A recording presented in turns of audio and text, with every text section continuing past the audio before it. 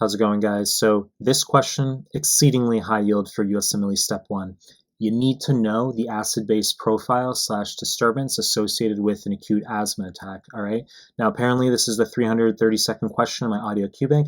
I am certain I have made probably the same fucking question, okay? Very similar question earlier in the Qbank, but it's not about teaching you obscure enzymes that are not going to get assessed. You need to know the high yield stuff, which is asthma, all right? So before we get started, I will be a quick asshole and tell you to subscribe to my channel. I really appreciate it. Give the video a thumbs up. Really appreciate it. Find me on Instagram at Melman_medical, MEHLMAN_medical. Link is down below. Find me on Telegram. Recently created a Telegram group and channel. The links are down below. Now, let's start the fucking question here, where we have this 13-year-old kid who has asthma attack on the soccer field, and the beta-2 agonist albuterol inhaler has not ameliorated his symptoms. The eczema is just reflecting his general constellation of A to P, which is your triad of asthma. Usually in the winter, it gets worse. Seasonal allergy, so rhinoconjunctivitis, hay fever in the spring, and then eczema in the summer. That's your A to P, okay?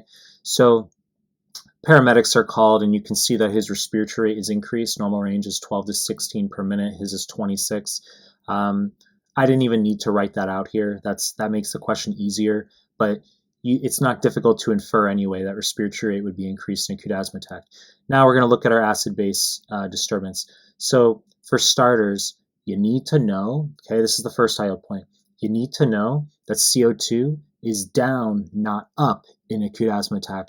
Now for some students, that sounds really weird. You say, wait, how does that make sense? Because if your lungs are fucked up, if you're not breathing properly, wouldn't your CO2 be high, not low? No, and I'll tell you why.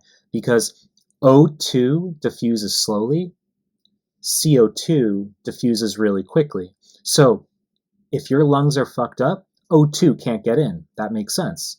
But because CO2 diffuses really quickly, even if your lungs are fucked up, CO2 can get out insofar as your respiratory rate is elevated, okay? So he's breathing rapidly. O2 can't get in. That's why he's got the drive to increase his respiratory rate. CO2 is low. He's breathing it out. And that's going to give us a respiratory alkalosis. Okay, so pH is going to go up. So we're going to look at our first four answers where the pH is up. There's no there is not a no change option here. Okay, some of you might say, oh, well, what about what about compensation? I'll explain. So pH is going to be up, our CO2 is down, so we're only looking at choices C and D here. And you say, well, what about bicarb? Will it be down to compensate, or is it going to be no change? And the answer is no change. That's our second high yield point. There is not enough time in an acute respiratory disturbance for your bicarb to change.